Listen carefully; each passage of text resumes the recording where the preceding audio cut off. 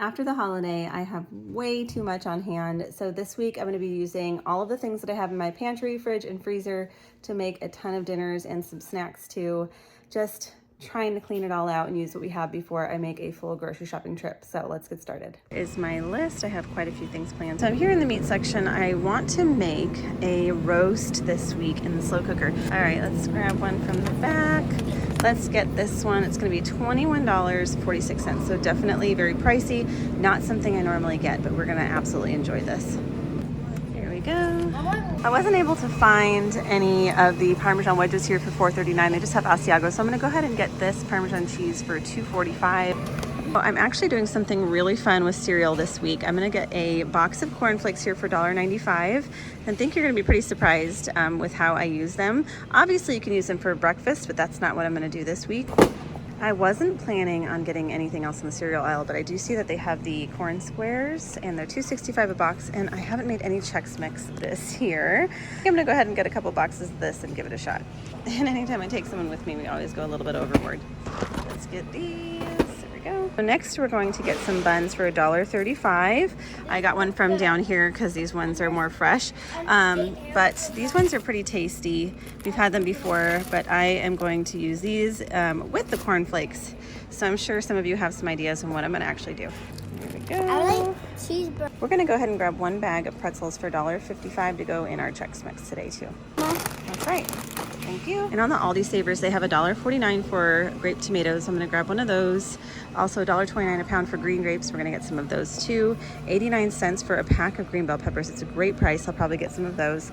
And avocados are 45 cents each. So this is like all things I buy. So I'm going to get some of all of this today. All right. So next we'll get iceberg lettuce for $1.69 a head. I do have a lot of carrots at home, but they're only $1.59 for 2 pounds, and I can use them for a lot of things. So I'm going to go ahead and get some of these today as well. Stir fry, salads, soups, stews, all the things. Next, we'll get some mushrooms for $2.07. I actually think the Baby Bellas look a lot better, and they're $2.27, so not a huge price difference. Look really, really fresh, so I think I'm going to go with that today. I'm just going to get one avocado today, so I'll put that in there. Next, we'll get some unsalted peanuts for $2.25 right here. Here is everything that we're getting today. Let's go see what we're paying.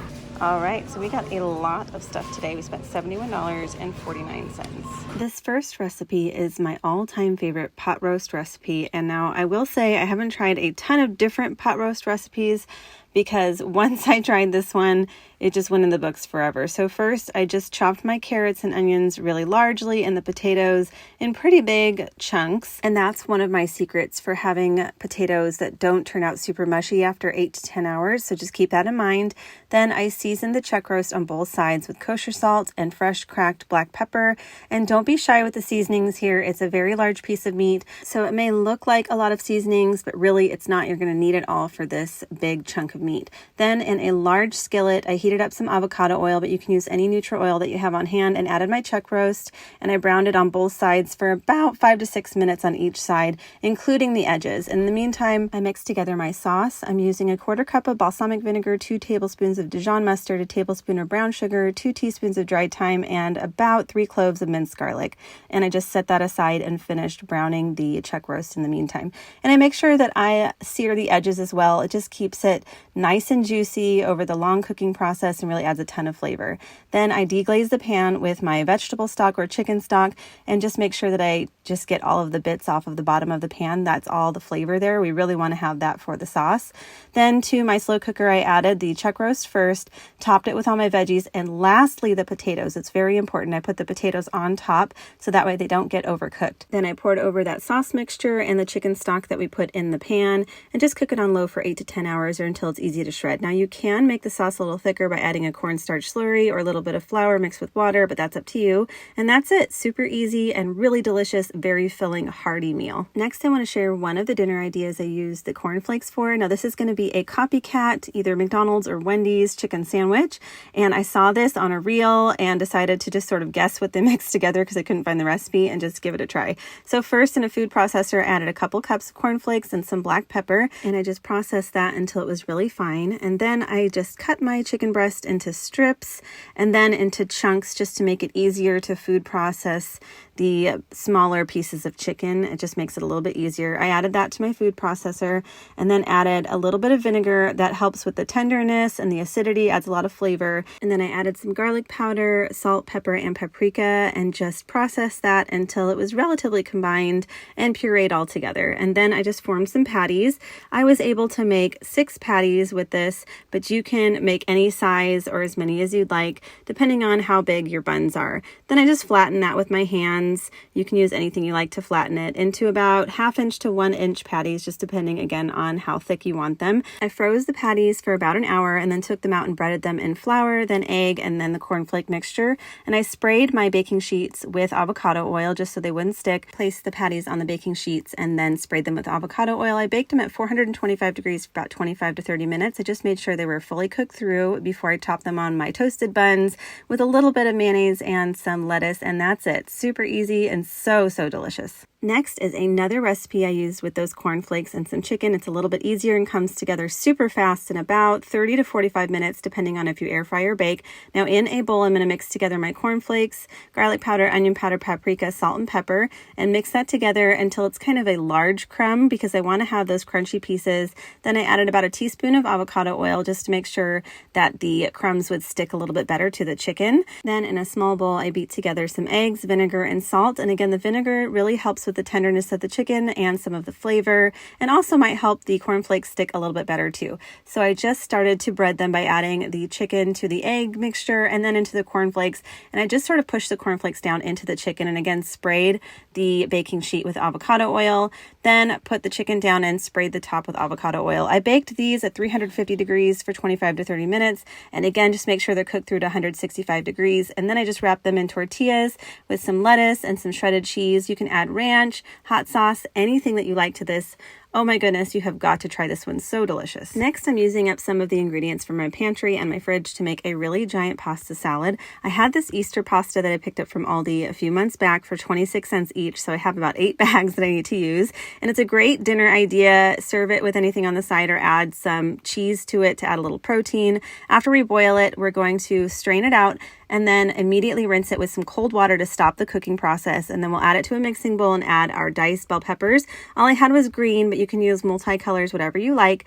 Then I found this Italian dressing at Aldi, and it's half the price of the Olive Garden one, but has very similar ingredients, and it was absolutely delicious. I highly recommend trying it. I added half the bottle, then added some sliced grape tomatoes and some garlic powder, a can of minced black olives, and a little bit of turmeric, just mostly for color and a tiny bit of flavor. I mix that together, and I like to cover that and refrigerate it for a couple hours just to let all the flavors really meld together.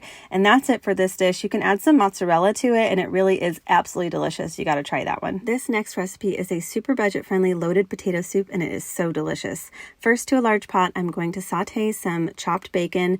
If you don't like bacon, you can use anything that you have on hand, or you can just skip the bacon altogether if you want to make this a vegetarian dish. That's up to you, but it does add a lot of flavor. After it's nice and crispy, I'm just going to remove the bacon and leave the grease in there and add some butter. Melt the butter a little bit, then add my onions.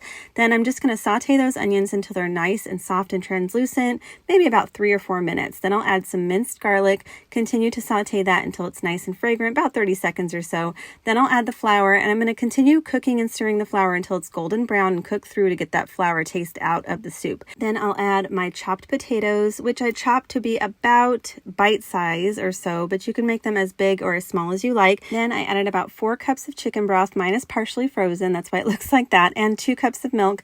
Added some salt, pepper, and a little bit of chili powder, just a little bit. It's not going to be that spicy. Then I'm going to go ahead and simmer these potatoes for about 12 minutes or until they're fork tender, maybe about 10 minutes depending on the size. And once they're nice and fork tender, I'll take this immersion blender and just blend half the soup. You can put it in a blender if you like. Just be really careful because it's going to be very hot, or you can just use a potato masher. After after that, I added a little bit of Greek yogurt and half of the bacon back and just let that simmer for a couple minutes till it was nice and heated through. And that's it. Just serve it with some cheese and more bacon and enjoy. Next, I'm going to be showing you a couple little tips for making some deviled eggs.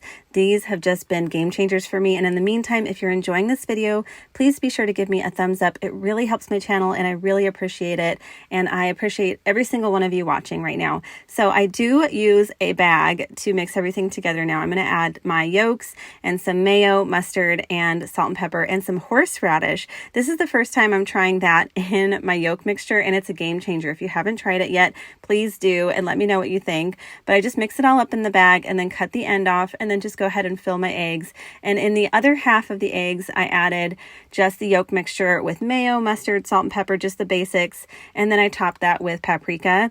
And if you have any tips on adding things to deviled eggs, I would love to hear it, because that horseradish tip, that was a game changer, and I'd love to try some other recipes because that was absolutely amazing.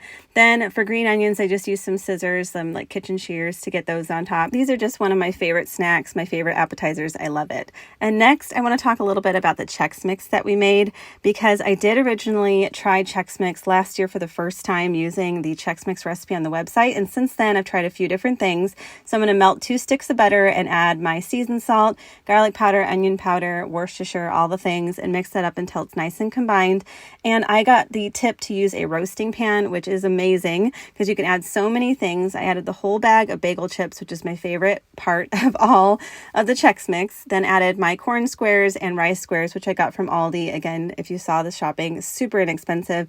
And then I just like to grab some things from the pantry. So I grabbed a few pretzels from the pantry, then added some peanuts, grabbed cashews from the pantry. These are unsalted. And then some more pretzels that we bought at the store. I'm just going to mix that up with my melted butter mixture until it's nice and coated. And then I did actually remove some to a tray because there was a little bit too much. So I used a baking sheet to take some of that out so that way I could easily mix it in the oven without spilling it everywhere. For whatever reason, I'm one of those people that always chooses a dish that's too small to mix things. Then I'm going to put that in the oven at 250 degrees for about 20 minutes. And then I'm just going to mix it again, do another 20 minutes, mix it again, and then maybe another 10 minutes or so, just until it's nice and crispy. Then I'll take it out of the oven and just let it cool and serve it up. I'll keep it in an airtight container for a few weeks in the pantry, and that's it. So easy, such a great little snack. Thank you so much for joining me today. If you enjoyed this video, please be sure to give it a thumbs up. It really helps my channel. If you really enjoy my videos, be sure to share them with your friends and family or anybody that you know that might need a few budget-friendly tips or some really yummy recipes for dinner ideas. And of course, if you haven't subscribed, please subscribe and put that little bell on for notifications so you can get notified every time I post. I hope y'all have a wonderful day, and thank you so much for joining me. Talk to you soon.